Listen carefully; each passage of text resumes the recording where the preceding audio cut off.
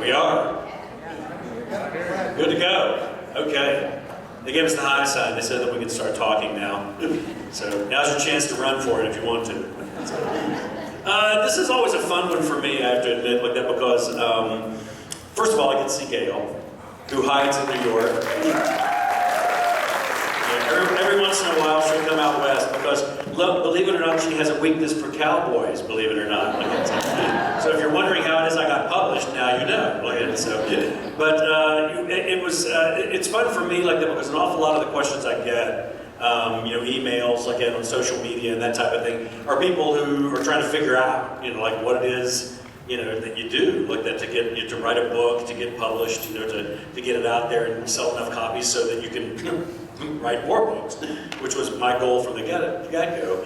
And so, for me, it's an opportunity, like, to have GAIL here because she knows the answers to all those questions, like, in a much more insightful way. She understands the business of writing much more than I do.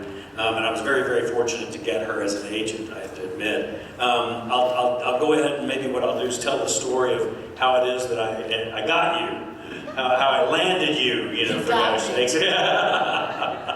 What happened was like I actually wrote this book, like The Cold Dish, and I won't bore you guys, with all the laboring that went into writing the book and doing all of that. But I got the book done, and oh, you want to hear that part too? Oh my gosh, that'll take a good 45 minutes, like of torture. Actually, what happened was I had this idea, and I wanted to write this book, and I sat down and I wrote the first 2 chapters of The Cold Dish, and I was kind of trying to do something different, because the old joke is if being a writer is kind of like being a cop. If everybody's running in one direction, you need to be running in the other direction. At that point in time, about 20 years ago, everything in crime fiction was noir. Everything was like dark and gritty and urban, and it was all about alcoholic detectives, burying bodies in their backyards and all this kind of stuff. And I just thought, all the guys that I know in law enforcement are really good guys, like good women that are like making huge sacrifices in their lives, to do the right thing, like and help people, like be of assistance, to everybody in the community. And so I thought, what if you wrote about that guy instead, and not make him perfect, so that it's boring or anything like that. I didn't want to write Dudley Do-Right like that, but I just thought a guy that's trying to do the right thing. And then I thought, okay, since I do live in Wyoming, what if I started writing about the sheriff of the least populated county in the least populated state? That would definitely be going in the other direction from what everybody else was doing. And it also would provide me with a couple of things that I was looking for. One was like that it would have a kind of a refined kind of image to it all, like that. There wouldn't be so many characters, there wouldn't be so much background story, all these things. And then what I saw Walt as being was kind of like a vertical individual in a horizontal landscape. Just this one thing standing against all the rest of that distance and everything. And so I thought, okay, this will work. So I started writing it, and I wrote the first 2 chapters of The Cold Dish, and they were horrible. They were really, really bad. Trust me, I know, I wrote them, I know how bad they were. And so I thought, these are horrible, and I thought, why are they as bad as they are? And I thought, what, you don't know enough about rural sheriffing to be able to write this book, so you need to go in and you need to talk to a sheriff. And so I drove into Buffalo, the county seat of Johnson County, and I drove in like that, and you got to remember this is before 9/11 like that, and so there was no bulletproof glass, there was no computer rooms, there was none of that. And so I just walked in and there was a wooden counter, was what there was. And at the end of the counter, there was a door propped open and a guy had his cowboy boots up on the desk, and I knocked on the counter and his voice goes, "What?" And I said, "Hey, Sheriff, whenever I could talk to you," like he came out. It was Larry Kirkpatrick, and Larry Kirkpatrick had been the sheriff in Johnson County for so long, he was like a statue. He had like pigeon shit on his shoulders from being the sheriff in Johnson County for so long. And so, I introduced myself, I stuck out my hand, I said, "My name's Craig Johnson, I got a little ranch out of Ucross. I'm writing a murder mystery about a Wyoming sheriff, and was hoping that maybe you would kind of help me out, with this." So he said, "Well, come on back into my office." So I walked back into his office, I looked around, and there were bookshelves in his office. And I got to tell you, over the last 20 years, I've been in a lot of sheriff's offices, purely on a professional basis. And not all of them have bookshelves in their offices. And so this was kind of exciting. I thought, okay, well, this is good. He reads. And so we sit down, we start talking. And he goes, I don't know how much help I'm going to be to you with this stuff. Like, and I said, well, I'm not looking for literary criticism. I'm looking for, how you process a homicide investigation with limited resources, limited staff, working, with DCI down in Cheyenne and their laboratories and all of this. Like, and he goes, well, what the heck, I'll give it a shot. I'll try it. Like, and so I went home, and I was so satisfied that I had solved my problem that I added on to my house. Yeah, I built the whole ranch myself. Like, we were living in a little 24 by 36, cabin, and I added onto the house, built a garage, like, and had a loft above it, so I have a place to write, and then I built a little library on the side. And Judy had a store she wanted to start over in Sheridan, like, and I tore the old opera house, the old Katie building, which is where the name Katie came from. Tore it all out, like, I got her store all up and going. Came back out to the house one day, like, and I was looking for something in the office there at the ranch, and I pulled open the third drawer down on the right-hand side, and those two lonely little chapters of the cold dish were looking up at me, and 10 years had gone by.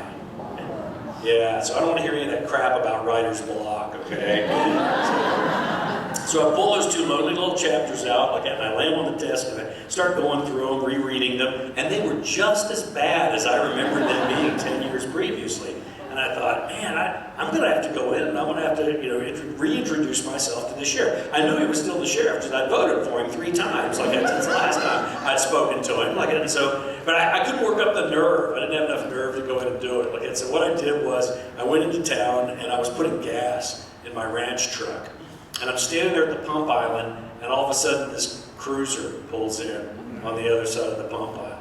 This guy gets out, he starts, putting gas in his cruiser, and he's looking at me, and he looks at me, and what he does is he flips his hat back like this, drops his Ray-Bans down on his nose, and folds his arms, and he's looking at me, and the look that he's giving me is saying, what did I arrest you for, and when was it? And so I thought, well, this could be even worse than I thought.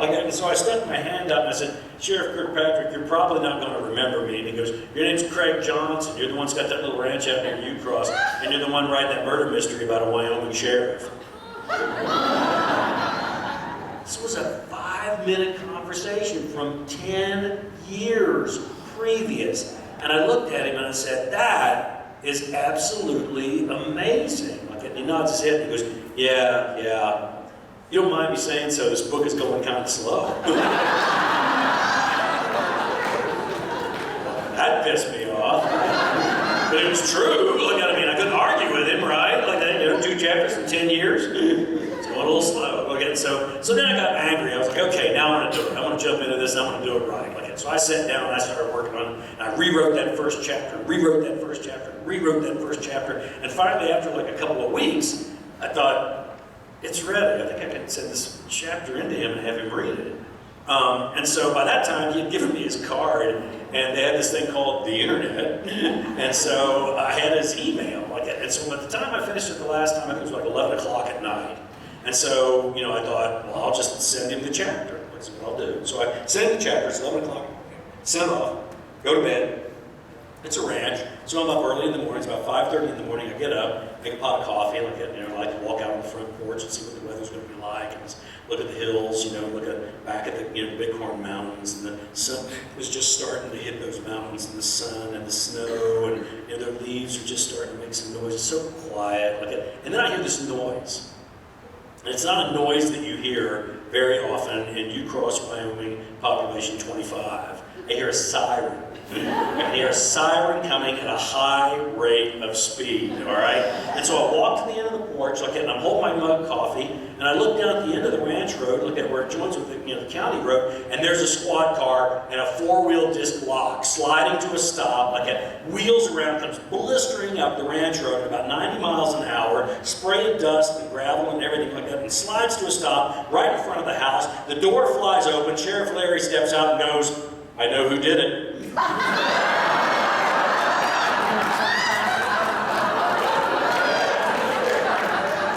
all I could think was, I must really suck at this. And so I looked at him and I go, Larry, you're only 1 chapter into a 16-chapter book with an epilogue. Are you sure you want to guess? And he goes, I'm a trained professional. I know who did it. And I was like, all right, who do you think did it? He guessed he was wrong. I took a great deal of satisfaction in telling him that, I gotta tell you. And so he just gets quiet, he just looks at me and he goes, really? And I go, yeah. And he just goes, well, damn. And he just climbs back in the car, slams the door, turns around, and goes back down the ranch road. I lost that source, haven't I? Like, for God's sakes.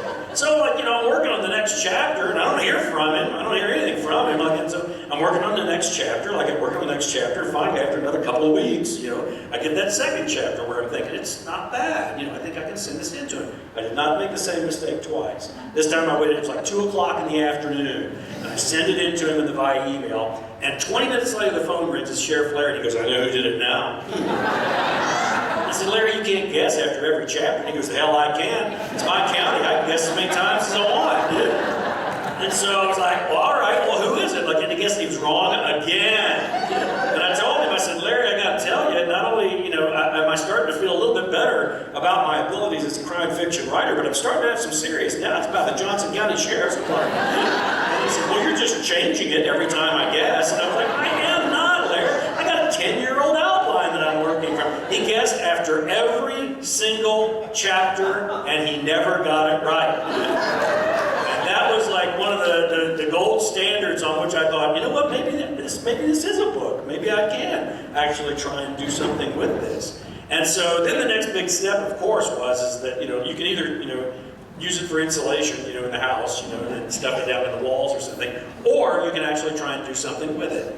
And so I thought, okay, you know, I'm gonna see if I can get this thing published. And a good friend of ours had made a short list of who she considered to be the very best agents in New York.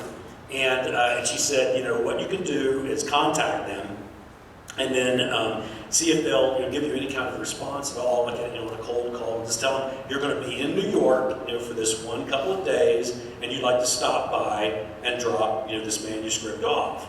And so I did, and it was really kind of funny because it was like about a half a dozen of these agents, and it was a. I did. Like, but wait, this is the funny part. So I dropped it off. I didn't send the manuscript. I sent the note, like that I would be in New York.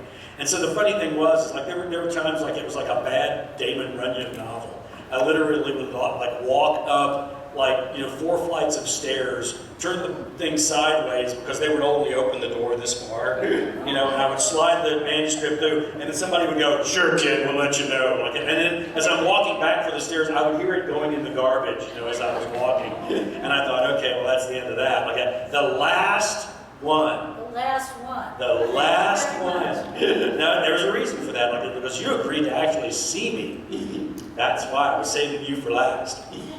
She said, I can give you 10 minutes.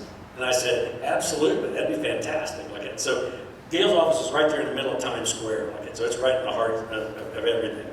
And so I remember, like, that, you know, Judy was with me, and Judy was beat up. By that time, Judy had, like, had it. She was, like, just beat up, and she was like, we're never going to get this book published. This is never going to happen. And so, you know, she said, I'm just going to sit down here in the coffee shop and have a cup of coffee or something, and you can go talk to her. And I was like, okay, all right. Okay. So I go upstairs, like that, you know, and GAIL's receptionist comes over to me. She says, GAIL can only talk to you for 10 minutes. And I was like, that's great. That's fantastic. That's 10 more minutes than anybody else has talked to me, like, for the last 3 days. Like, and I said, that sounds absolutely wonderful. Like, and so I go back, like, and GAIL and I sit down, we start talking. She's telling me a little about herself. We talk for a little while. Like, and she's like, tell me about the book. And I'm like thinking to myself, this is a bit longer than 10 minutes, okay, you know? And then after like about, I don't know, maybe 20 minutes or so, the receptionist comes in and says, GAIL, you've got a meeting. Like, and GAIL goes, yeah, no, just have them wait.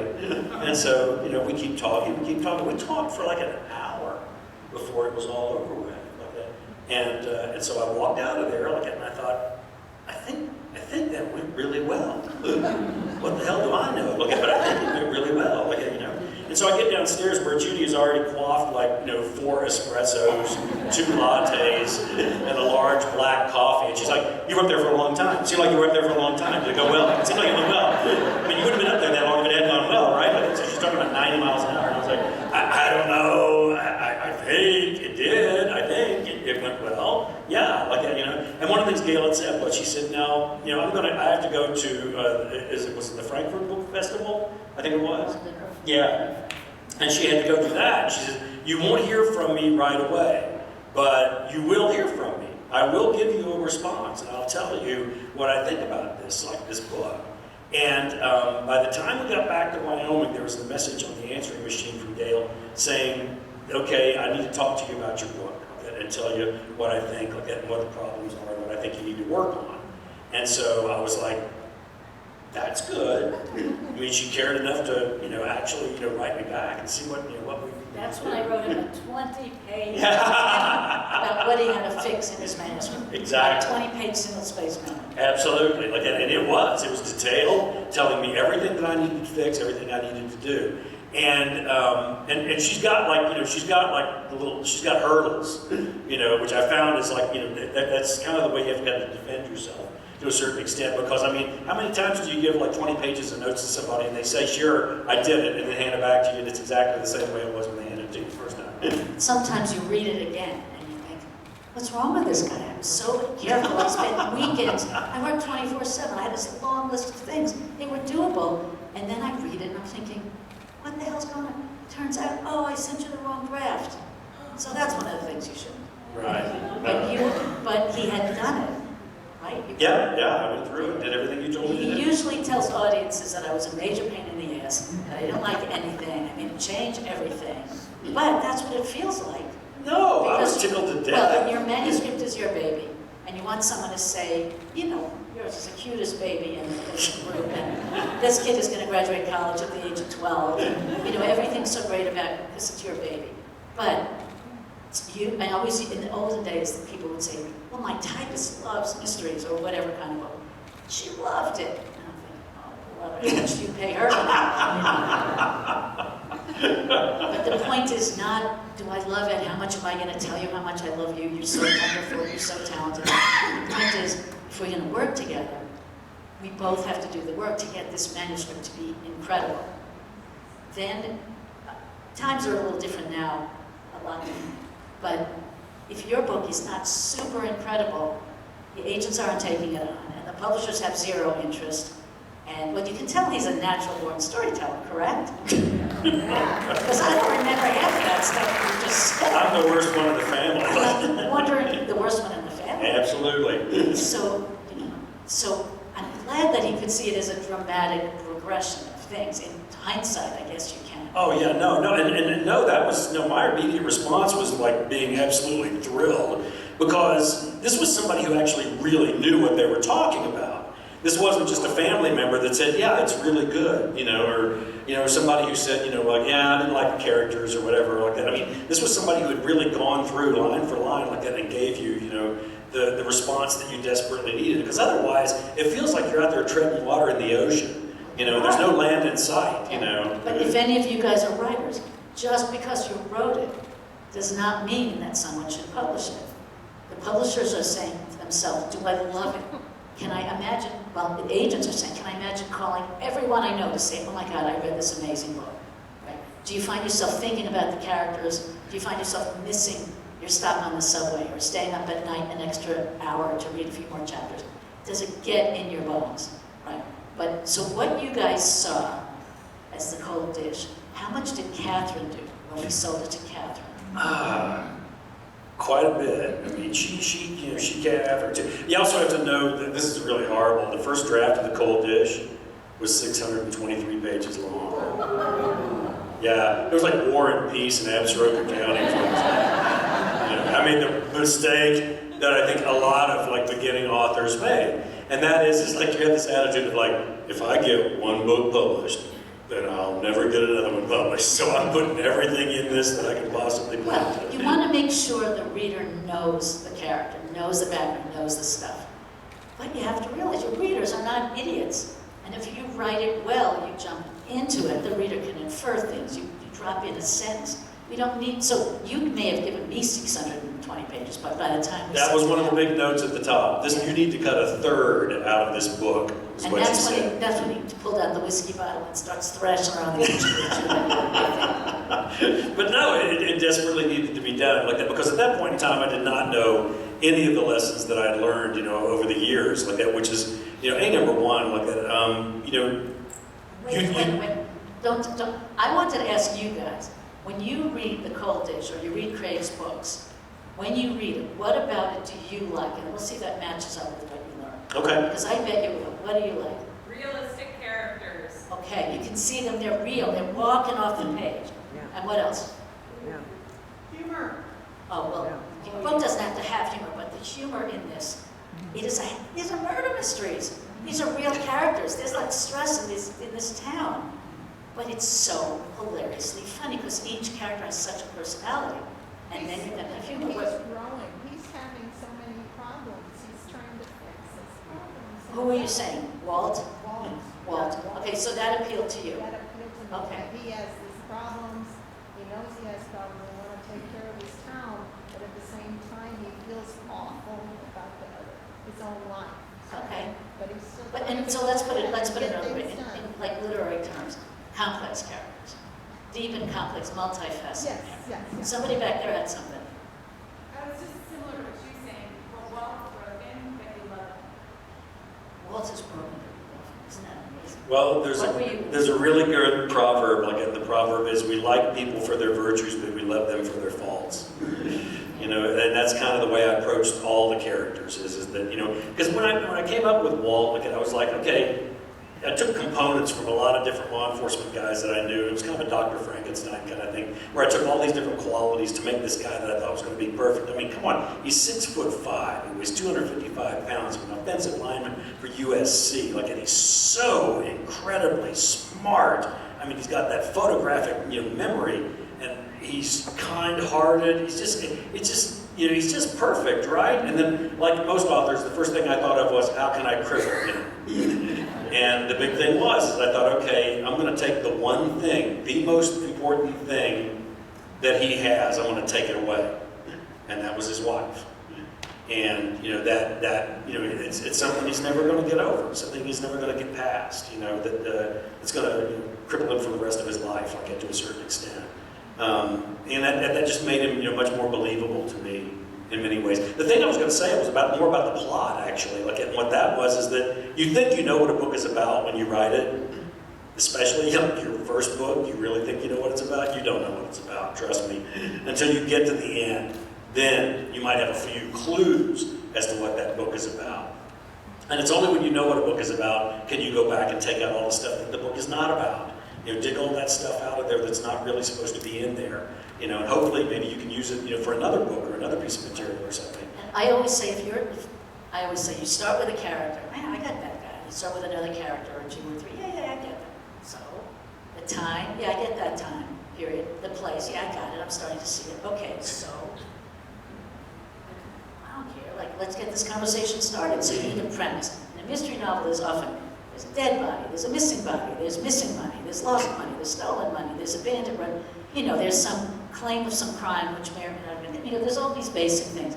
And you call that the premise, and then you carry these characters through an arc of story till the end.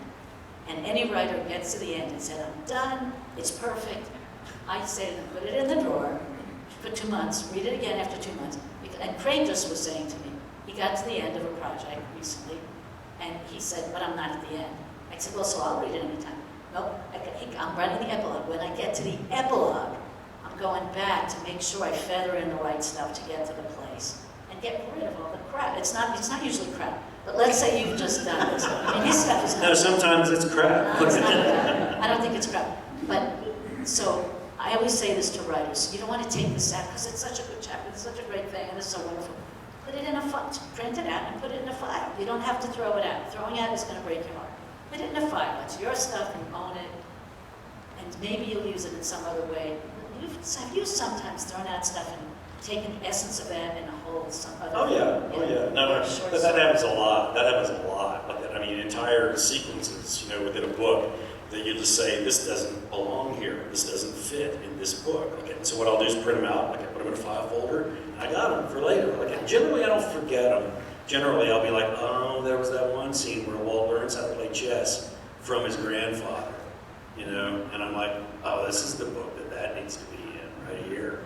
This is the one. So, okay, so let's just go through some basics. We didn't say this word yet, but one thing that every editor says, you say, what are you looking for? You figure they're going to say, okay, I want a contemporary mystery with a woman protagonist, or I want they all say I want a great love story. That's very much. Well, most books have some kind of love story, because if they're not a love story, you know. So they all say, I want a book with voice, and that was what I interrupted you when you were about to say. And And I was wondering if any of you would come up with that. Do you guys recognize that there's a voice in this book that is particular to this book? You could read other Western mysteries, you could read other mysteries, you could read other novels set in this part of the world. This is a very particular voice, right? And it's usually linked either to the brain of the writer or the essence of the main character, the ethos of the main character. But the voice in this is very, so what did I like? I mean, I was married, now I'm divorced, so now I'm reading 24/7 again. Once upon a time I was reading 24/7. So I could read 2,000 pages on a weekend. Let me tell you, 2,000 pages on a weekend, it's like reading Donovan twice in 1 weekend. It's like, forget it, not fun. So what makes something stand out? So I start reading, and I say, I got the characters, I got the premise, I got a good pacing, it's got a good voice. And then you realize it started 9 o'clock and now it's 11:30. I said, I'll read this thing till 10 and then I'll go to the next manuscript. I'll probably reject it. You read, it's 11:30, it's 12:30. It's, remember Elizabeth Crook? You met her in Boston. So she handed in a new book. And the last book I liked, but I didn't love as much as her others. So here's a new book with the same characters. I'm thinking, put it off, I put it off. One day I wake up on Sunday morning and I am going to read that book. So I lie in my bed for a while. I'm reading this manuscript. And I hadn't loved the characters and it was going to be the same characters. And I start reading at like 8:30 and I say, okay, 10 o'clock, I'm up, I'm dressed, I'm taking a shower, I'm going downstairs, I'm making coffee.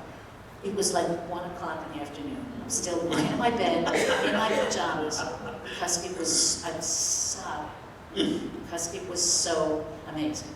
So that's what we're looking for. How do you gauge what that is? So that's why we say, I may not like your book, but the next guy might, right? And this, you send out a book, the agent will send it to 5 or 10 publishers. Well, these 3 guys don't like it. All you only need is one who loves it, who wants to publish it. But then we're just going to leap ahead to the bit of the process. I'm sending out a manuscript that I think is good.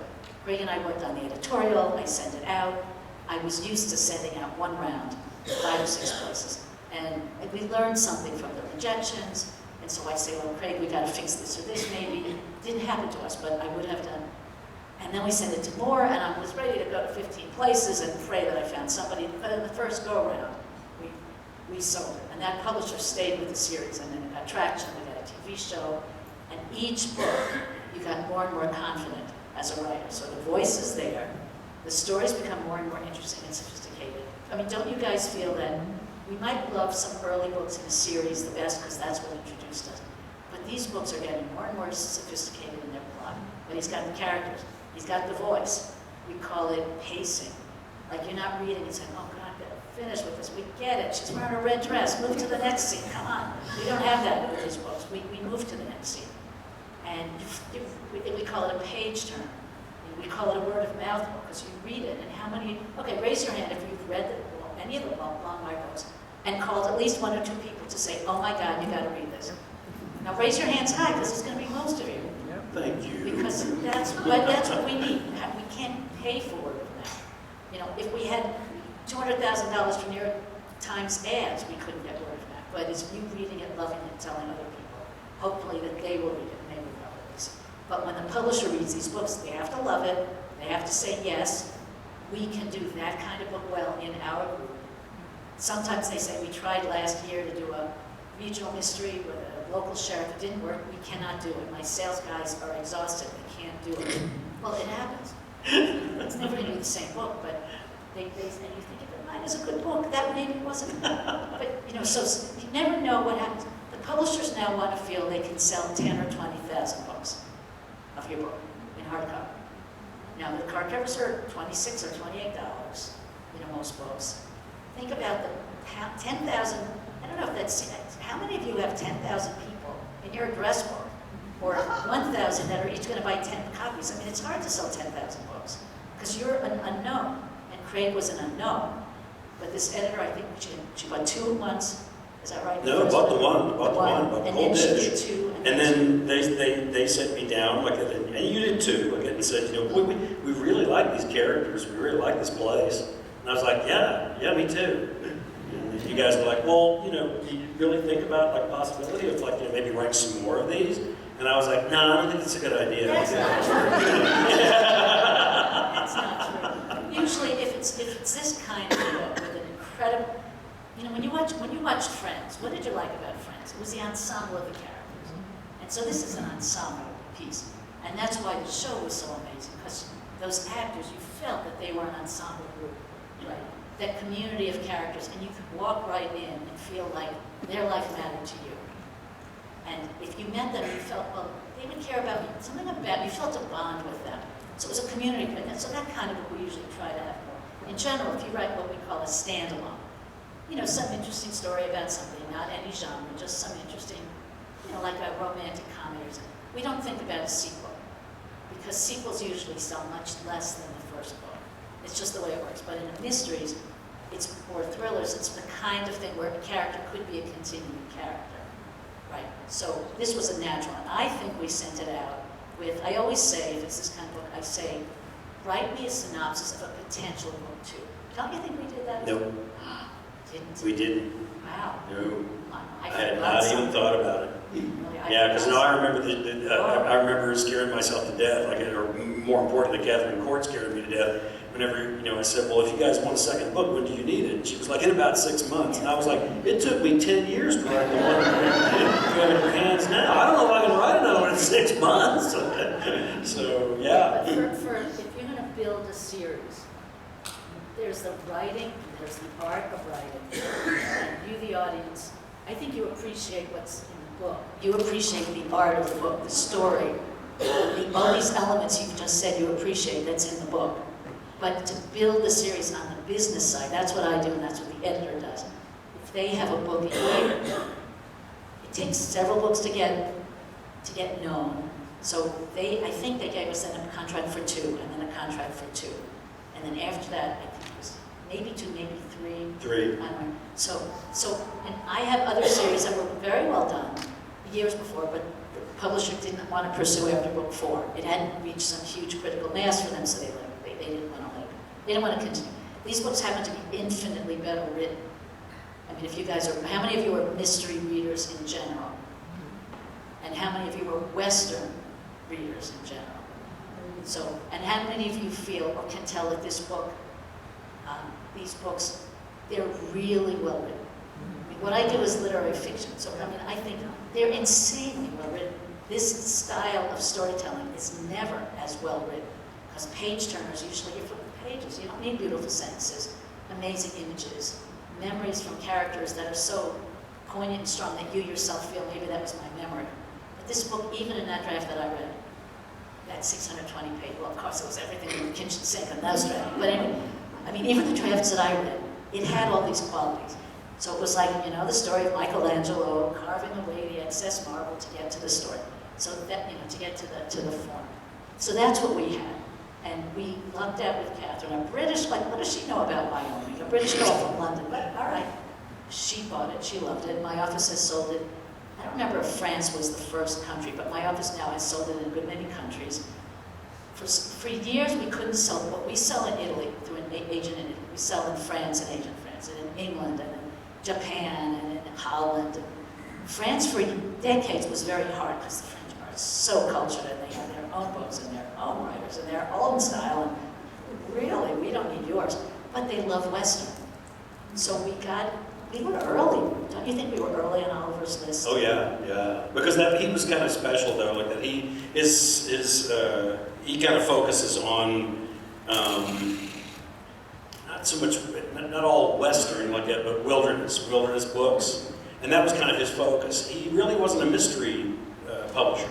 He mostly did outdoors books about like the wilderness, out, you know, all these type of things like that. And so he read The Cold Dish. This is a French publisher who's an enterprising guy in his 30s or 40s. Yeah. With his own money or his father's money maybe, he started this publishing house. And I know how hard it is to break into France because we were having so many wonderful books that if we sold France at all, it was the last country that we sold if we sold it.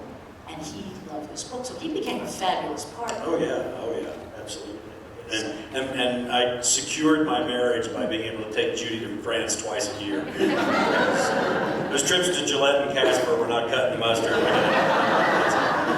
But I should probably give credit where credit's due, though. Also, like, you know, as far as voice is concerned, one of the big ones for me, like that I always think is an essence of that is this goes into the like really personal aspects of my writing.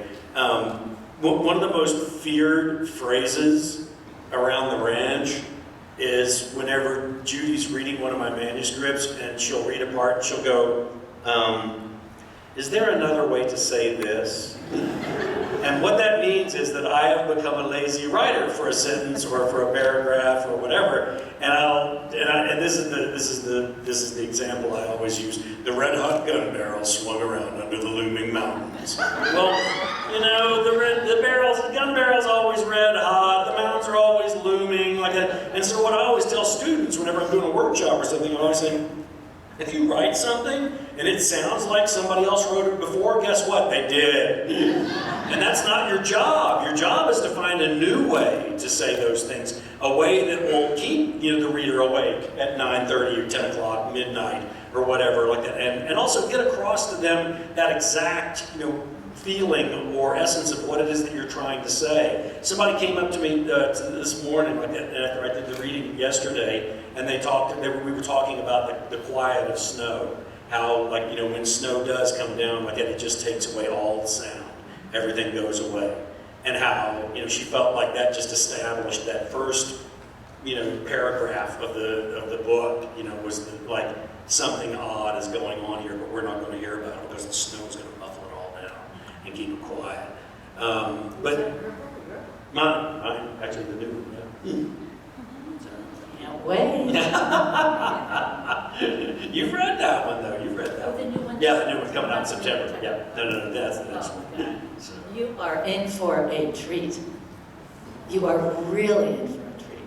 So, and the other thing is you must go pre-order it, because then you'll be the first on your block, and it arrives in a box from a company that is not my favorite company, but it'll arrive on your desk, on your doorstep, and you should. But, so let me just ask, are you guys here to hear about Craig, or does any of you feel like there's a writer in you and you have questions? Because we don't want to, use up all your time in case you have questions.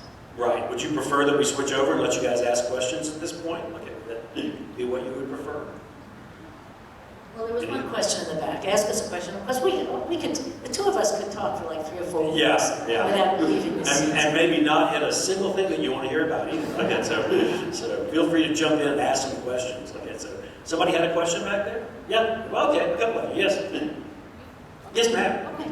So my question is that you got ahead and said that you have now finished the draft for the next novel, Mhm. and you said that this was a record for you.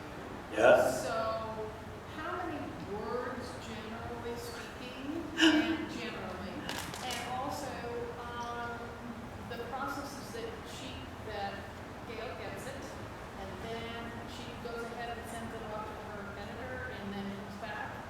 And so what's the turnaround time? Let's see. First, I'll address the first part of that question.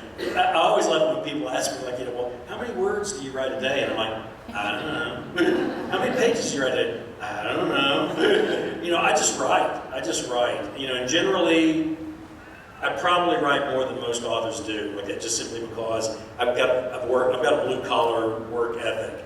And so I've been doing this for 17 years. I'm getting away with murder, absolute murder. Every time, I've worked construction. I was a cowboy. I did all these different things. And I know what works is like. And for me, writing is not work. Writing's like breathing. I enjoy it so much on a day-to-day basis that I don't even count. I don't pay any attention to that at all, to be honest.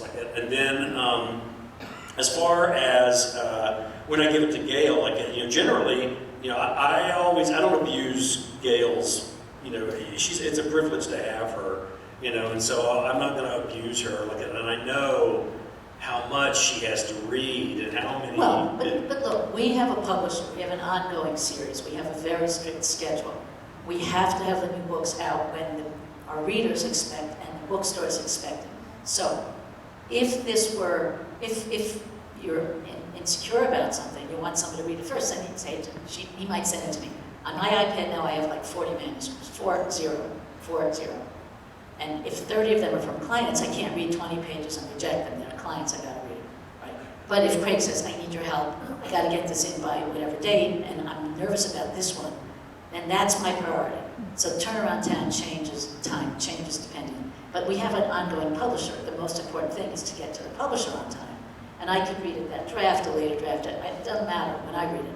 unless they both say we need your input. Turnaround time doesn't matter that much.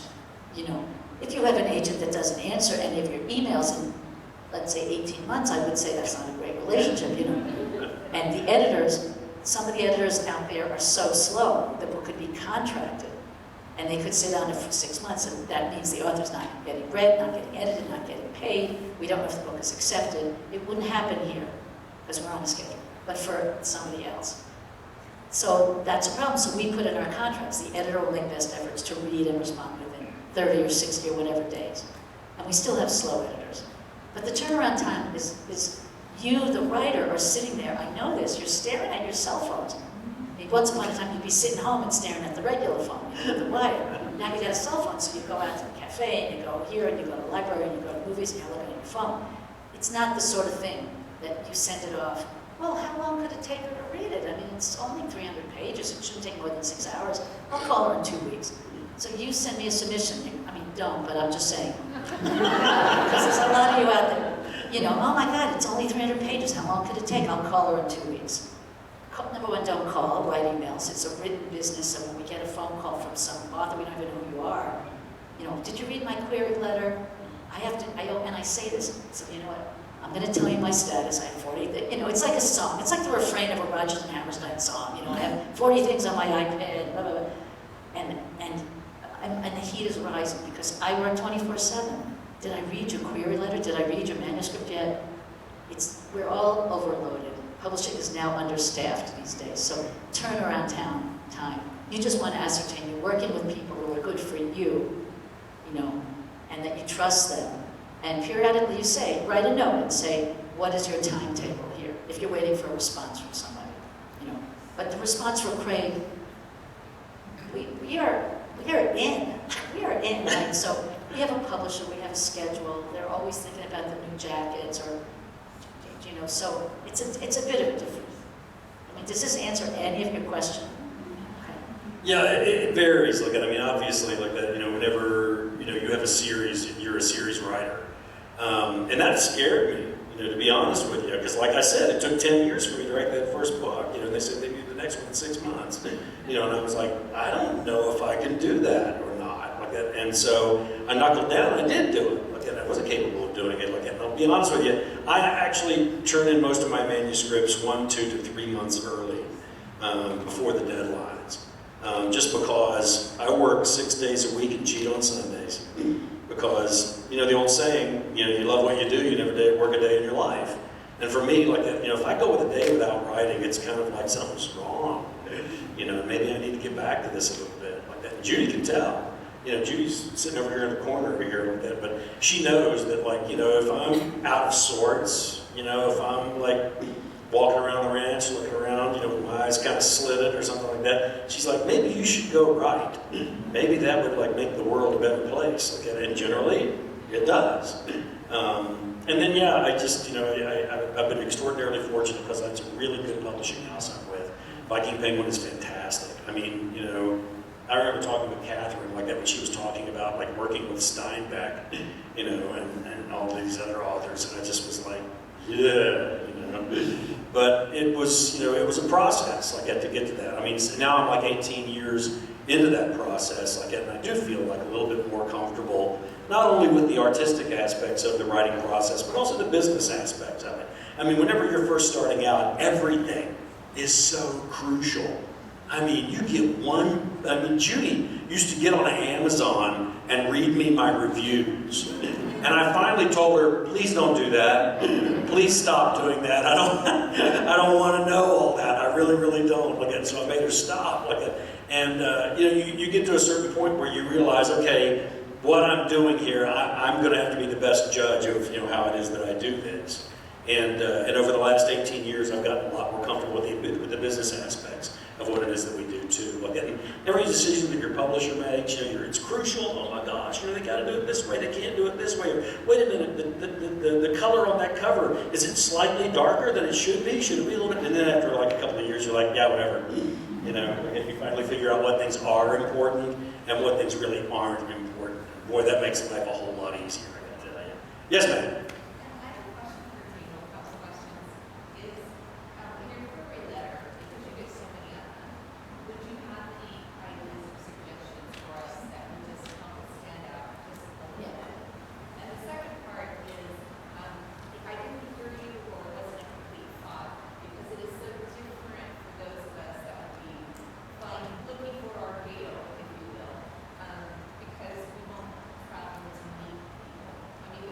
We don't want you to travel to meet us. I must admit, I'm actually the nicest human being in my business that you'll ever meet, so. She is. I She is am, by I'm far. very nice. But I don't usually see people. I always say I'd rather, Would you like to drink? That's why I opened it for you. You're welcome. and if it's water, just. It's a business where we read stuff, so you have to put your best self on paper. In terms of, I'm going to go back to the query letter, but in terms of your manuscript, do not ever send a draft that you don't think is the absolute utmost best you can do yourself. Put it away for a couple months, read it again, edit yourself, ask reader friends to read it, try to establish a group of readers that you can share each other's work and discuss it, learn how to hear criticism and know when it really will help you or when it's stupid. But we want projects that have these elements we've just been talking about. So your query letter, 1 page, and these days people are sending the first couple of chapters with their query letter, which is good because if it's 1 page, I usually these days say, I'm up to you. So I say, I'm so sorry, I'm overloaded with obligations to clients.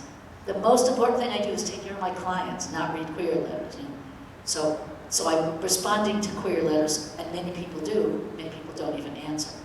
And I say, I'm heavily obligated and I have way too much reading, I can't take in more reading until I'm ready. That doesn't mean your query is bad, it just means that I'm crazy busy and I'm being polite. Okay. What would make your query stand out?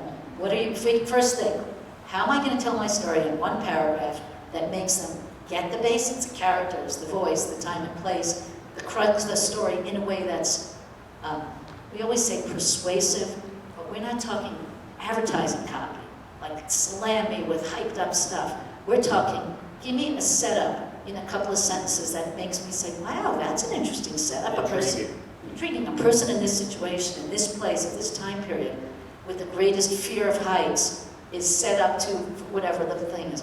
That sounds interesting. Who is this writer? And then about yourself, a paragraph. If you have an MFA, if your best friend is one of my clients, definitely you got to say that, because I got to be honest to my client's best friends, right? I mean, what can I do that? You got to do that. So make yourself sound interesting. Make sure your letter is written really well, so that we get the characters, we get the premise. We can imagine that this might be a fun or commercial or intriguing or engaging or spooky or whatever kind of book it is, book to read, right? And if the better credits you have, you've published stories in these 5 places and you have an MFA, or, I get a lot of letters. I have 2 very successful kids series, insanely successful, and it kind of pays the rent in the office. I don't specialize in kids. But I get every school teacher and every doting grandfather. I know my book is good because my grandchildren love it. Well, I'm a reading specialist in the so-and-so school system. It's good to know, but what's going to make me read the book if the way you describe your story just hits me? And there are times, even though I say to 85, 95%, I can't read your book because I'm up to here, sometimes it gets through. Or if you're writing letters to your writer friends or your writing teacher's agent, they have to be nice to you. Okay, the other thing is, you do your homework, right? There's millions of articles about me, because I'm a talker. So there's a million articles about me, and you figure out who my clients are. It's not hard. And also when you're a published writer, credit your agent and editor, because that's manners. But that way you can read books you love, and you'll say, oh, that name of that agent is cropping up. And you write to me, I'm a major admirer of your client, blah, blah, blah, and my book is not unlike that person's book in tone or whatever. So you see, that makes us perk up. And your second question, I totally forgot it. So I'm just going to say, for any of you trying to find an agent, contact all your writer friends, your writing professors, your published writer friends. If you're publishing with a magazine, you might ask them if they know agents. There's a magazine called Poets and Writers, which is a fabulous source of stories about how people find agents and how for poets and prose writers. It's just very useful. It tells you contests to apply to. It tells you writing programs. It tells you contests, small presses. So here's another issue. Is anybody here following this issue of the big 5 publishers perhaps being reduced to big 4? Is there anybody here who doesn't know that Penguin Random House is in the process of aiming to buy Simon & Schuster. The Department of Justice says you will be such a gigantic conglomerate. Is it a monopoly? Is it not? Is it going to be disadvantageous to authors? So there's a massive lawsuit going on now. So those are the big 5, soon to be big 4 publishers. There are many other medium-sized publishers out there like Norton, which is cropping up because they're using it as an example when one or the other side is making their points. There's Norton. Many of the small publishers I did a lot of business with are now owned by one of the big 5 publishers. There's been a lot of consolidation. But for a beginning writer, if you can't find your way to those big publishers, don't forget your regional presses. Don't forget the university press. You know, if you're writing a nonfiction book about something that happens in Nebraska, University of Nebraska Press is a fabulous small press. I sold a really cool, I sold a biography of Norman McLean, River Runs Through It, did I ever tell you? To University of Washington, or Washington State University, whatever press. So it didn't come out yet, but that was smart, right? Because he was a Montana guy, and Washington's kind of close to Montana. I don't remember if we went to Montana, but that guy was interested. Gail's never been west of the Hudson. No. So do you see, look beyond the obvious. Look, not everybody's going to be published by Penguin Random House, right? There's a world of other things out there. Anyway, I'm sure there's other, you don't want to hear me. Great.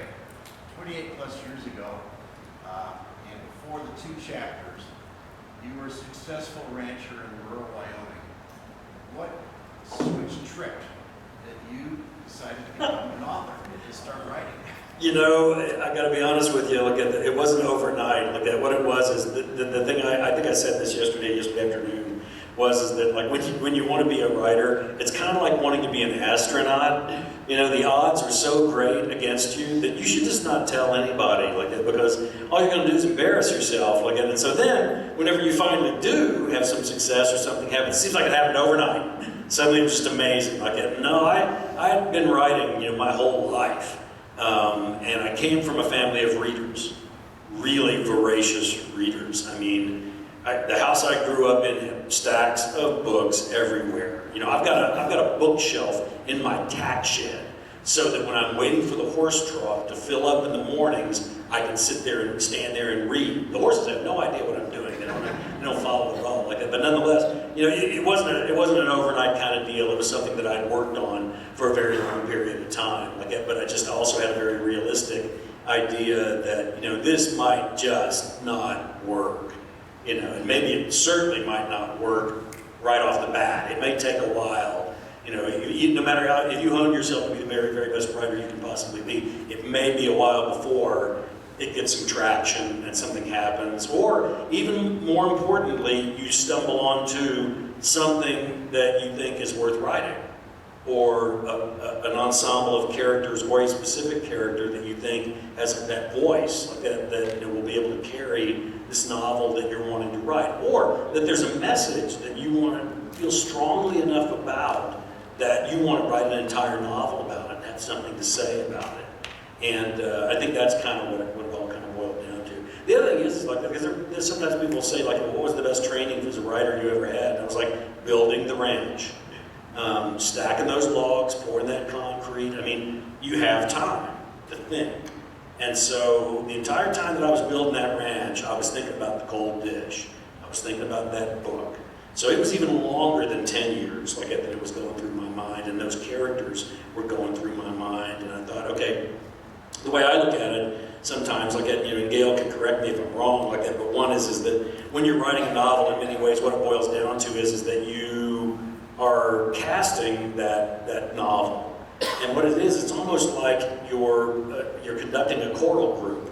Each one of those voices of each one of those characters is there for a specific reason. You got to have those voices like that to be able to tell the story that you want to tell. Vic was really, really important, because she was an outsider. She was not born in Wyoming. She did not grow up in Wyoming. She did not, her career in law enforcement was not in Wyoming. So anybody that would read these books from outside of Wyoming, I could have her ask the questions, that a reading audience would. And so for me, it was important to have all those different aspects. Since Santiago Cesar Vittoria is in the books, why? Because we have a huge, vast population population here in the Big Horn Mountains in Johnson County, like out here in Wyoming.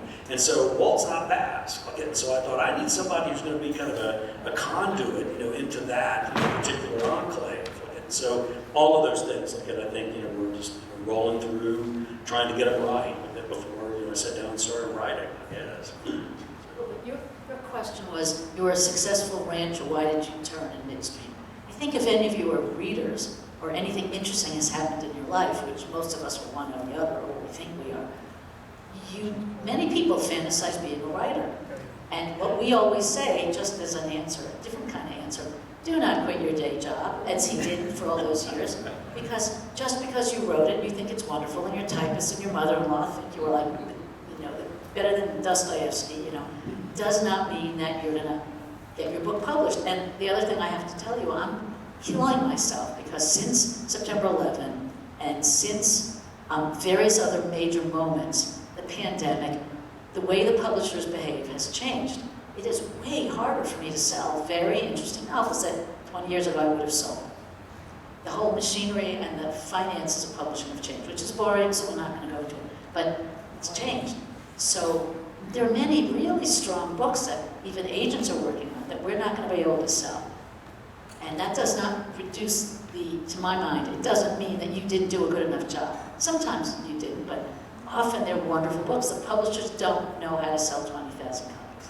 And so they say, well, I think the publishers can be a little lazy. I think they don't try. But if they don't fall in love, and they can sell, and they won't. So don't quit your day job.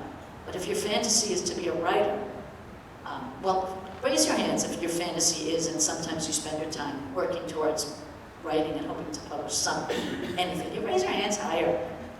Yeah, it's good. So our advice would be, my advice would be, keep writing, keep revising, keep reading.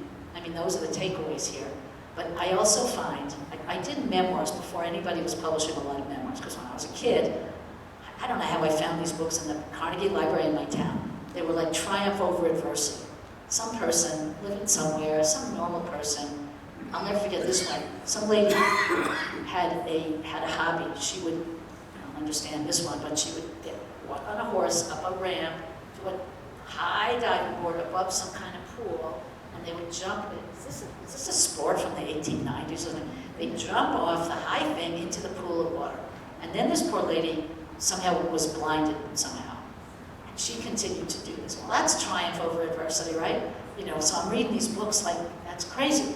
That's what memoirs are, right? You have some interesting story and you manage to live through something complicated. So I did memoirs before anybody did memoirs. I don't remember why I'm telling you this.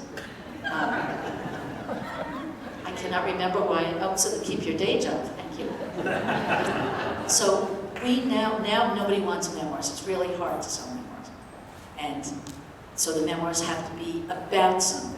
So you follow what the rules are. The publishers say, well, I can't do this because of this. So I think, okay, maybe I'll help edit the book. Maybe, God, I had a book about a woman whose kids kept on running away from her and joining the I don't know, teenagers underground in the Pacific Northwest.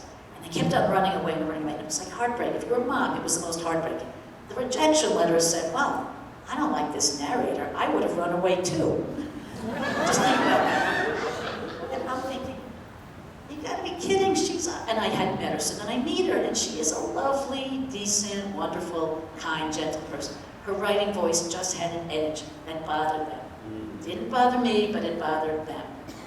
So I said, I'm gonna read 50 pages or 100 pages. I'm gonna circle every place you say something where I bet this kind of thing sets their voice on edge. You see, there's so many ways to read your book to make it better for whatever you're trying to accomplish. So a magazine piece or a book. And I circled and I realized, don't change who your character is because it's a memoir, or what they do or what they think. Just write it in a way that gets what you want them to hear and to feel across on the page. So in that case, she had the benefit of me being the agent, sending it out, and doing this editorial, and we sold the book. And we went to 2 awards. We were shortlisted for 2 awards, the National Book Critics Circle, and a thing called Better Books for a Better Life or something like that. A book that I got rejections left and right because a tiny little sliver of a thing was fixable. So for all of you who are writers, we have to close because it's going to be like dinner time any minute, which should close soon, I guess. Keep at it, and every time you write and you revise, you are actually not just refining your prose, you're refining what you really think about that thing. When you put words to, if it's a memoir, put words to your story. I've had so many memoirs that I worked on where there was a nervous breakdown in the process because finally the person was writing. They weren't just saying at dinner, oh, this happened to me, you wouldn't believe it, and everybody around the table says, oh, you got to write a book, and when I hear that, I am under the table, hiding, and I will not come out until the guests leave because I don't want to hear that. Just because you had an interesting experience, you got to write a book. But upsetting and traumatizing or deeply moving, even if it were positive, things that happened to you, you sort of tell them in shorthand. When you write them, you really experience that, and it is like a kind of therapy. So I think even writing fiction, you clarify, don't you find you clarify what you think, you clarify your character. You know you're writing it so that the guy reading it gets what you want him to get, not that they would have run away from home too. You know, I mean, she was the most mild-mannered person. I mean, nobody would have known her. It's weird. Anyway, so okay, you say something. What time is it? What time are we at? Oh, okay, so I guess we are running a little long. Okay, yes, ma'am. I wanted to say, first of all, the last several books I've read of yours, I say, because I talk to myself out loud, I say, Frank, you really did your research on this and that. Then I have to ask you, the next to last stand, was that picture really burned up in a fire? Well, I guess I did a good job. You're not sure if it was or not, huh? No. Yeah, it actually was. I mean, from all accounts, it was destroyed in that fire in Fort Bliss, Texas, like that. But that's the fun part about being a writer. As soon as I started, because I thought, I got to write this book. One of these days, I have to write a book about the Little Bighorn. I have to. Before Gail came down, she was up at the battlefield, you know, taking a tour, seeing the battlefield and everything. And I thought, it's 90 minutes up the road. At some point in time, I'm going to have to write a book about this, you know, because it's in my territory. But I thought, there have been so many books and so much stuff written about that. I don't want to just regurgitate all that same information back and all that. And there's so many experts on it, you know, and I thought to myself, I'm not going to do that. And so then I stumbled onto it. I was over at Powder River Pete's over in Sheridan and looked up, and I was looking at that painting. It was Cassilia Adams' painting, you know, Custer's Last Fight. And I kept looking at that painting, that Budweiser painting, and thinking to myself, I bet there's a story that goes along with that.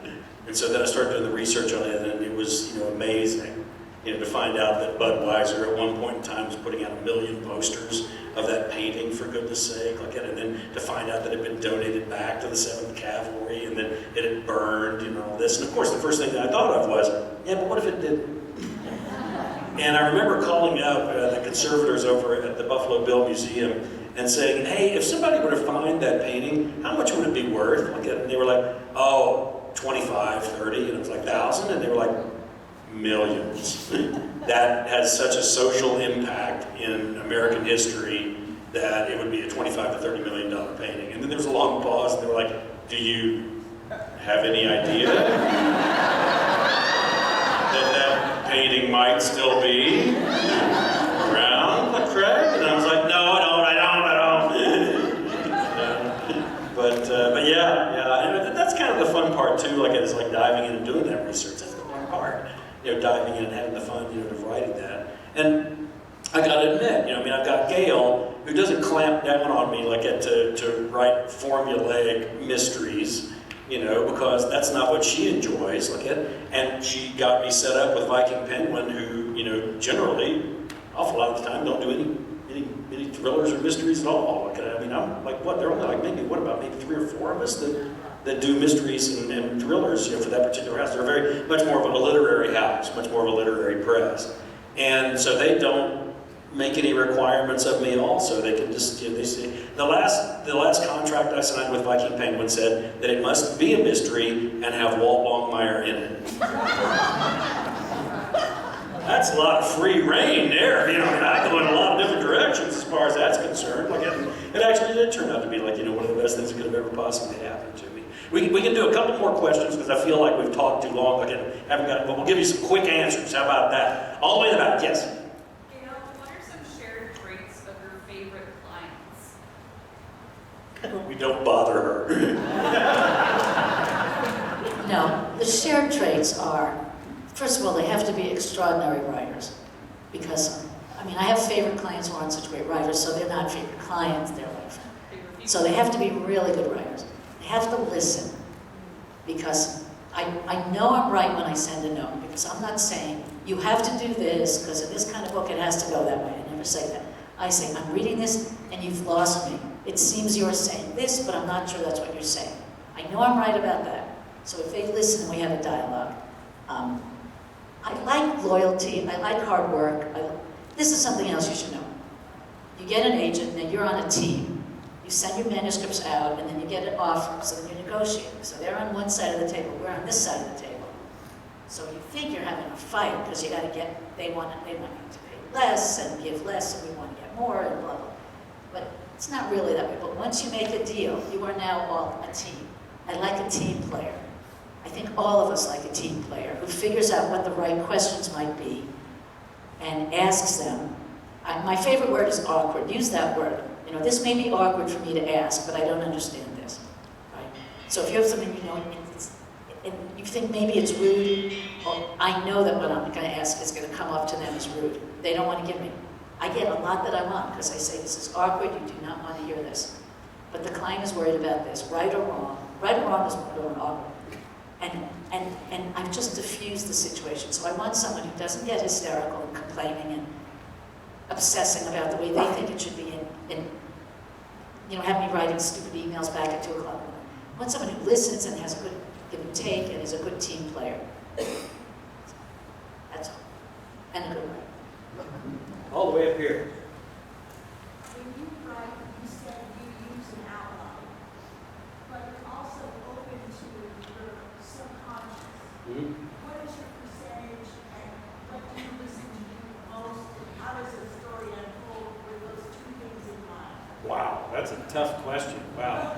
I'm just gonna spitball this one and just say that, you know, generally like about a good 90% of that book is in the outline, and about 10%, you know, are little branches that go off in places that I didn't really think about, like that, and it becomes something else a little bit. So I think probably. Richard. Who designs cover jackets, and how much input do you have on what pictures used for that? I'm partial to Western Star, of course. Put me in it, but do you have any say in what the artwork is and who selects them? Yeah, they're actually really great about it. Like, I mean, they've got their own. The Viking Penguin has their own art department that they use, and then they sometimes hire out and have used other artists, like that they'll bring in-house, like to do certain things. But one of the great things is with that CinemaCore graphic novel or picture book that we got of Longmire, which had all of those photographs in it. Like, and those guys were so great to say, sure, you can use any of them you want to, just give us credit for them and all of that. Like that. But a lot of times they'll ask me, they'll say, do you have any ideas about like the cover, you know, for this book? Do you have any kind of, you know, things that you think, you know, strongly about, like that, you know? And for this one, like that, it was interesting, like that, because it was a lot of the same structure to the imagery, but the coloring was very different. They had two different versions they went with. One was very blue and cold. It looked very, very, very cold. You know, you guys know my books, majority of the time it's very, very cold. Okay? But the other ones were also yellow, which is described in that first paragraph of the book where Walt's like, it's almost like a forest fire kind of sky, you know, yellowish. Like you could smell something burning, you know, in the distance or something like that. And so I kind of went, you know, I think I like the yellowish one, to be honest with you. And then they'll go through and give you a couple different versions and things. So. Do you get to, like someone, if they do a print, proof, they send it to you and say, yeah, okay, let's split our changes, and do you get to keep some of the ones that weren't selected? No, they don't ever print anything out until they get ready to do a book cover. You know, it's all electronic, like up until that point. And then they'll send you some book covers so you can see what the flap cover and all the actual title cover looks like. But just FYI, in book contracts, 25 years ago, if you had a powerful client who was in demand and you had a strong deal, that was one of the things they would give you, jacket approval.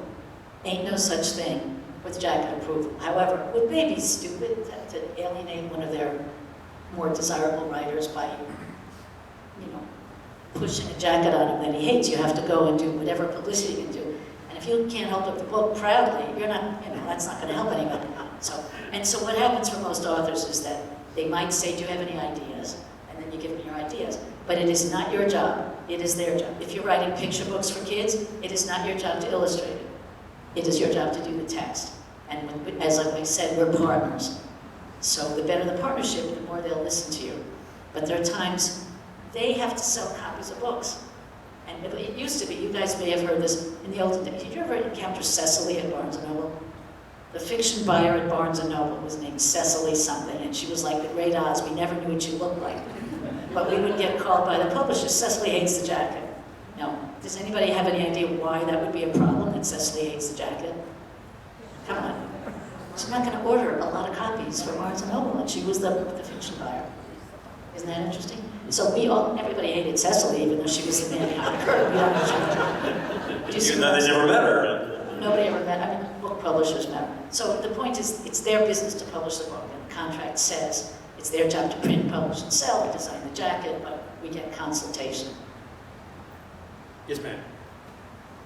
Do you have any techniques or books or tutorials or anything to recommend to help people learn how to write more descriptively, or paint a picture instead of the board? He said that she didn't have one. Okay, the answer to that is, number one, read, and try to find books that do what you want, and try to analyze them, whatever it is that you're having problems. The other thing is, there used to be a press called Story Press. Now Story Press is like a, you know, do-it-yourself kind of press. It's a different thing. But there were a lot of my clients who wrote books about revision and how do you do this and how do you do that. And those books, I think, were probably useful. What would you say? I kind of approach it from a little bit different perspective. Like it's about about the mechanics of the writing itself. Like the two best books that I can think of are Wallace Stigner's on writing and teaching fiction. He was a teacher at Stanford University. Some of his lesser-known authors were, people like Larry McMurtry as students, like that. And so he was, yeah. And he's a magnificent writer. He passed away. He got killed in a car wreck in Santa Fe. But his daughter, not his daughter, but his wife and his son got together and took all of his lectures and put them in this book. And the book it's a small little book. It's not a great big huge tome of a book. It's a very small little book. And then the other ones, Judy, Ron Carlson writes a short story. That's my book. See, this is what we call writing for the brand, is what we call that. Ron Carlson's a marvelous writer, another marvelous writer out of California. He wrote this little book, Great Wolf Press, is that what it was? Red hen. I knew it was an animal. I knew it was a color. But he wrote this little book, and it's a marvelous little book, and he talks about writing this short story. And the amazing thing about it is it really kind of gives you a lot of tools to keep writing and to keep your head up and to really attempt to try and the other thing you could do, because you're not going to all go for MFAs, there are conferences all around the U.S., and if writers you admire are teaching, I go to Sewanee every year. It's a 1 or 2 week, and if you can work with one of the writers, you have to submit 20 or 30 pages, and they workshop everybody's stuff. And at least at Sewanee, you have 1 or 2 consultations, and you say, I want to work on my whatever it is. It's just another way to work on it. Different people will learn better different ways. We'll do a couple more. Okay, then I got to let Gail out of here. Yes, sir. Yeah, you said you do the outlining type thing, but the thing that I'm really attracted to your writing is the interactions between the characters, the site, and the scenery and Walt. Mm-hmm. And how do you work that into your outline? You can. That's got to be part of the day-to-day part of the writing. You can put in if I know that Walt is going to be in the Cloud Peak Wilderness area, going up from West 10th Street on Trail 333. I know what that trail looks like, or if I need to, I'll go back up there again.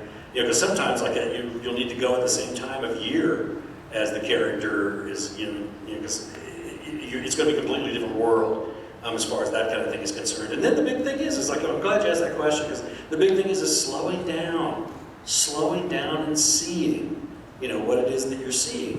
We live in a world that has, so much more value in speeding up, going faster, doing things all constantly, multitasking, doing 47 things at once. And the important thing is slowing down and seeing and feeling and finding, the words that you're going to use that are going to be the exact, meaning of what it is that you're trying to convey, to that reader that's going to get this book, like a year and a half down the road.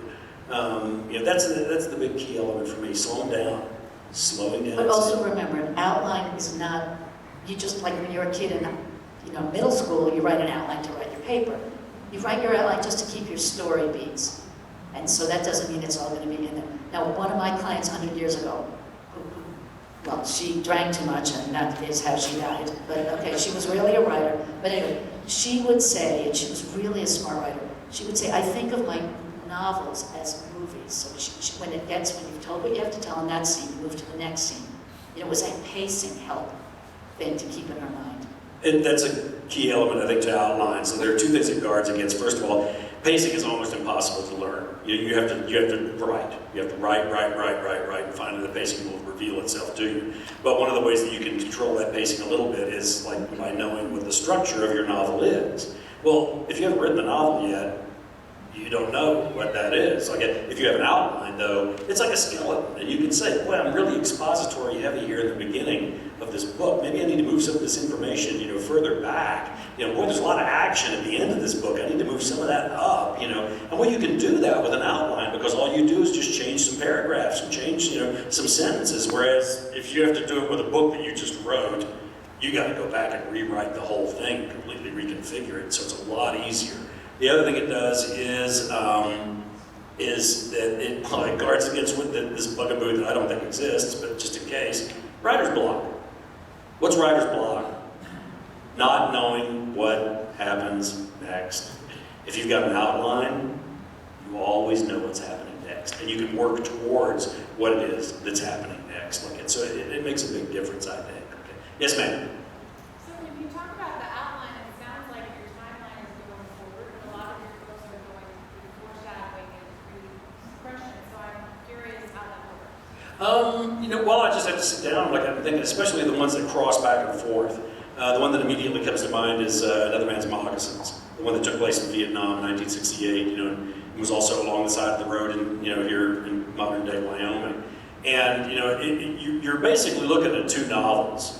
Is what you're looking at. Like and the old, the aphorism that I use is the one about it's almost like an old circus act. Do you remember the riding Roman, circus acts, rodeo acts where riding Roman, where you put like one foot, there'd be two horses, and you'd have one foot on each saddle, like that, you'd ride two horses. That's kind of like what writing one of those novels is like, because one's going to start getting a little bit ahead of the other one, and you can't have that. You've really got to keep those two, kind of going along at the same pace. Okay? So it's kind of like writing two novels at once and being aware, because you can't just write the one and ignore the other. You kind of have to, work off of both of them as you go along, like that. And then once again, the outline helps out with that too. I've got to admit. So, yes, sir. Do you ever have a time when the book takes over and something ends up in the book that you have no idea? Well, that's that improvisational aspect. That's that moment, where something happens that you didn't really count on. The example I used for that was actually in The Cold Dish. There's that part where Walt and Henry are going up after George Esper, and they're trying to get out off the mountain at 11,000 feet, during this, blizzard. And they're going along, and Walt watches Henry disappear into the snow, and then he hears a gunshot. And I remember typing that gunshot, and then looking at the screen and going, what the hell? That's not in my outline. And what it was your subconscious mind is writing that book at the same time as your conscious mind is. Like every once in a while, like any other backseat driver, it throws something over the seat. And says, here, what do you think about this? Boom. And it changed that book completely and gave it a quality of spirituality and mysticism that it normally, it never would have had. Like and that arc is still flowing through. Here I am, 17 books down the road, and it's still having an effect to this day. So you got to be open to those. You got to be open to those and not completely quash them. There are two ladies over here. So. The last how many years? No, how many new authors published in the last 3 In the last year. Well, this has been a pandemic, so it's different. But I don't publish, remember, I'm the agent for something. So I take on new stuff. The question is how many do I take on? How many do I, okay, I get 35 queries a week. Okay, 35 queries. So you can't ask for 35 manuscripts in a week, and even if I were Superwoman, I can't do that. So, and I have like 120 clients, but they're not that active at all at the same time. So, I am. I mean to say, when I say active, I'm always thinking to myself, I gotta keep Gail, keep me from having in any. turquoise jewelry. I gotta make sure she's got enough disposable income here. So I can't tell you the number, but I take on more than I should. I probably take on 10 or 20 clients a year, but I can't sell them all. And there are times when I read something and I send it. There was one time that just came up. I cannot believe this happened. I'm up to here. I can barely breathe. I'm thinking, you're going to have a breakdown. You're going to die from this job.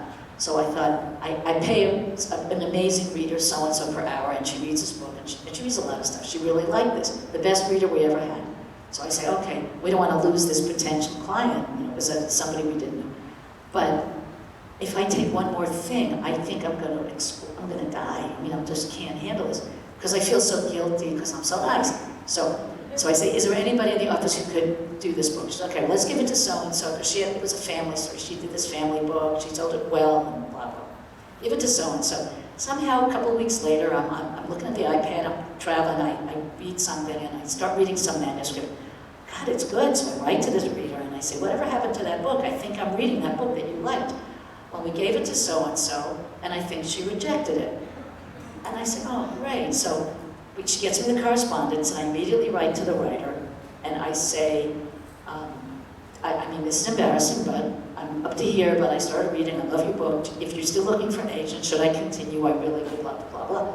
Okay, so fast forward, I take on the book, I make her do very little work, we send it out. I have one editor who I do a lot of business with, who read it, loved it, calls me right away, she wants to buy it. And I had someone else who read it, who's perfect for that book also. Loved it, she's reading, don't sell it out from under her. And everybody else is slow, but all I need is one, and I got two. So I call back my original friend, and I say, well, what do you want to do? I'm going to wait for this other one. No, I don't want you to wait. I call the office, what do you want me to do? I want you to wait, I want you to have an auction. And I'm thinking, I really know what I'm doing. So I call up my friend first, and I say, what are you going to do? She makes me an offer. I said, you got to be kidding. You want me just to give you this book for that? Meanwhile, my colleague rejected it. The kid in my office who's an up-and-coming agent. So I say, you got to give me better money than that for this book. And she's an old friend. She comes back, 50% more. You want me to take it off the market for that? I'm sorry, I don't think so. Because the other girl loves, she's like, I got to go to my boss is busy, I can't. The other girl says to me, if I give you X, is that in ballpark? And I said, well, actually, I already have X. I don't need X. So I go back to my original. In other words, I'm having an auction without an authorized second bidder. So I go back to my first bidder, and I mean, it sounds like a cattle auction, because I almost talk that fast too. So I go back to my first bidder, and I say, look, I have the other wants to wait it out. She says, I don't want to have an auction, I want to buy it. So we go up 2 more jumps in price. And finally, maybe I could have had more money. It was plenty of money, it was really good money. Just by talking. So we sold that book that my colleague rejected. So that makes you think, holy shit. You know, you gotta act on, that's the other thing, we all act on our gut instinct. There's no right or wrong, you know. So it doesn't answer, I have to give you an essay question like I'm applying to college here, I'm sorry. But that's the answer to that question. Yes?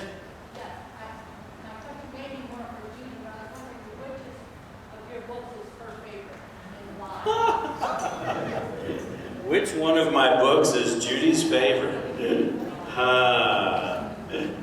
You know what, Judy's answer is going to be the same as mine. The one I'm working on right now.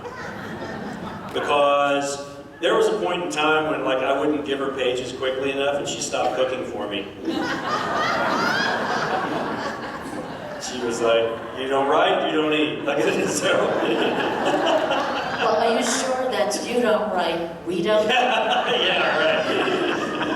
I don't look like I've been doing without. Like it's, but yeah, and the reason for that, of course, is that you get that question a lot. People always say, "What's your favorite book that you've written?" Like that, and the answer is always the same: the one I'm working on right now. And it's not meant to be a smart aleck response. Like it's just the actual truth. But the problem is that like you're immersed in that book. You've done all the research. You've finally gotten to the point where you get to write that book. And you are completely submerged in that book. And the things that are happening in that book are so incredibly important as to what's happening to these characters that's it. That's the one. That's it. And I pity any author that doesn't have that kind of response or that kind of feeling about the work that they're doing right now. It must be horrifying, to have written like one really good book that you wrote 20 years ago, and then everybody wants you to write that book over and over and over again. I think one of the key elements is that you guys I love you to death.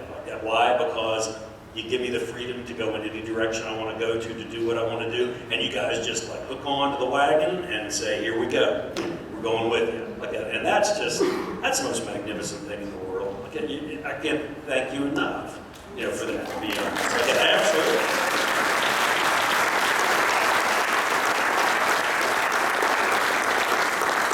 Did we miss anybody who's desperate to ask one last question? Is everybody okay? Okay, go ahead. It's a publishing question. Okay. So in the beginning you said that when you give a manuscript and you try to sell it and the publisher wants 10 to 20,000 copies that they can sell it. How do the electronic books and the Kindles and that type of thing figure into that number? Do they need to be hard copy books, or do you get credit? Do you get credit for the electronic books also? Okay, so you write something, we sell it to a publisher, we give them certain rights. Their rights include the right to sell it to a book club, remember the Book of the Month Club, to sell it magazine excerpts usually, to sell it to an audio company, that's another version, to produce an ebook, to do hardcover, paperback, whatever is a format to relay that book, that text, those words, in a form for reading or audio listening, the publisher gets that. And every right you give to that publisher, the contract will tell you how much money you get when they exercise those rights. Right? So every book deal now, for the major publishers, will give them hardcover, paperback, audio, book club, certain magazine, and definitely ebook. So when you sell an ebook, you get money. It's a formula. When you sell audio, you get money. Download, you get money. Right? So one of our great debates of our existence, we do not like buying secondhand books because the client doesn't get paid, right? So even though we want you to trade your books with your friends, we need everybody to be buying books.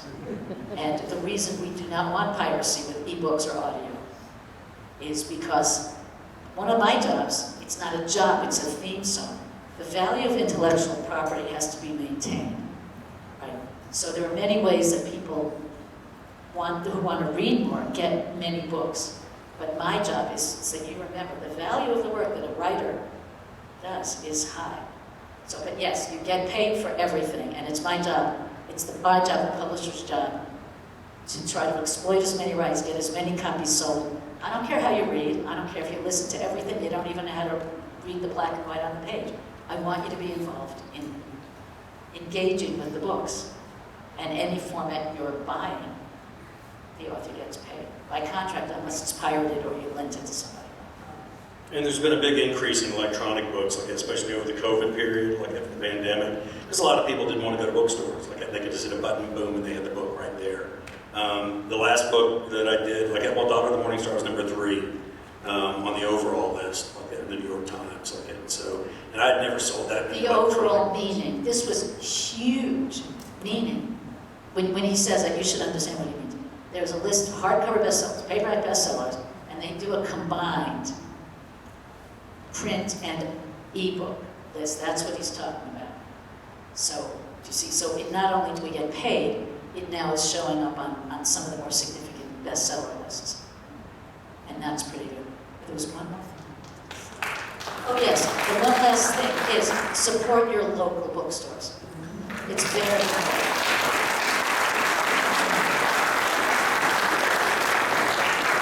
Okay, you're it. You're the the last one, so make it good. Real quick, I know you see something like a painting, it gives you an idea, but how long does it take for you, do you dream up the story in your head? How long does it take you to make the outline? Oh, some of them I'm still percolating from like 18 years ago. You know, they're all like on different burners, you know, like it all on the stove there. Like that. You know, some of them, they hit and I'm like, I gotta write that book right now. Like, and then there are others that I'm like, well, yeah, that's a really good idea, but there's some aspect, something that wasn't quite ready just yet. But Daughter of the Morning Star, I desperately wanted to write a book about murdered and missing Indigenous women. But then that's not my job, is to not write lectures, you know, nonfiction books about murdered and missing Indigenous women. So I had to find a compelling storyline to be able to, you know, hang that cause, you know, and that message on, because it has to be entertaining. Like, as my old buddy Tony Hillerman used to say, you gotta tell a good story. And so whenever Tiger Scout King called me up like that and said, hey, he's the athletic director up at Lame Deer on the Cheyenne Reservation, called me up and said, hey, my daughter's starting center on the basketball team. You have to come up and see the game here on Friday night. And so I drove up to go see the game. Like, and the game was between Lame Deer and Lodge Grass. Now, those of you who are locals know what that means. That means Crow versus Northern Cheyenne. And for those of you who think that the Indian Wars are over, I have some bad news. Like, I've never seen so many sprained fingers, hip checks, bloody noses, like, and these were the girls. This was the girls' basketball team, okay? They were absolutely vicious, like, but they were also just absolutely driven. They were ferocious, you know, playing this game, and to see that ferocity and that intensity in their young faces, like, I just was like, that's the story. That's where this story's going to get hung. That's where it's going to go. And so whenever I came up with GAIL along, getting these like death threats, you know, from somebody they didn't know who, and they have to take it very seriously because she had a sister who disappeared a year ago, I thought, that's this story. That's where this is going to go. And so a lot of times the components, you'll have like one aspect that's great and you know it's going to work, but then there's some other components that have to kind of fall into place, you know, before it is that you can go ahead and do it. Thank you to GAIL.